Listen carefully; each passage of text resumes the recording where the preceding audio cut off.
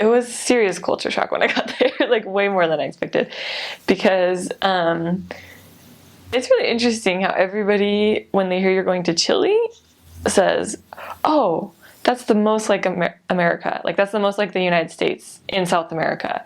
You know, it's kind of one of the more developed, advanced countries, so they have a lot of things that are imported from the U.S. And as far as South America goes, it's the most similar, but it's not the same. Like I was expecting it to be really similar, but it's really different. And I love it, obviously, but it was a shock at first. And my first morning, I also didn't expect it to be cold. So if you're getting there in winter, you have to make sure that you're prepared for it to actually be cold. I'm like, oh, it won't be nearly as cold as Utah. I'll be fine. No, I was freezing. So I got there, I was freezing. I thought my Spanish was okay. Wasn't that good. You know, I didn't understand anything. And it didn't take too long to get used to it because the people are great, and my companion was really helpful and everything. But yeah, you should like prepare yourself for it to be really different. And then the people they're really giving, they're really nice, but they kind of express that more through their actions and their words. But it's kind of like they also can be very stern with you. You know, they'll like a lot of times the moms will be like, "You better put on a coat because you're gonna get cold." And then they're like, "Oh, take some bread. I love you so much." You know, you're just like, are you scolding me or are you loving me? I don't know. But they're just really fun that way. And they really express their love for you by giving you food.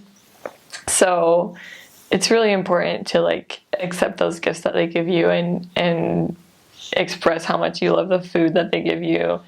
If you gain a little weight, which definitely happened to me, like it's okay, you can lose it later.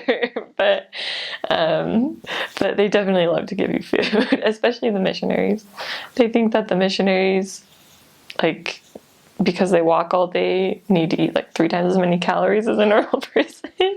But that's how they show their love for you. And it's really important to accept that. And I always felt really loved. I felt cared about by the people, even if they didn't always have time to go with us to lessons or that sort of thing. Like the members really cared about us, and I really appreciated that. And their culture is also very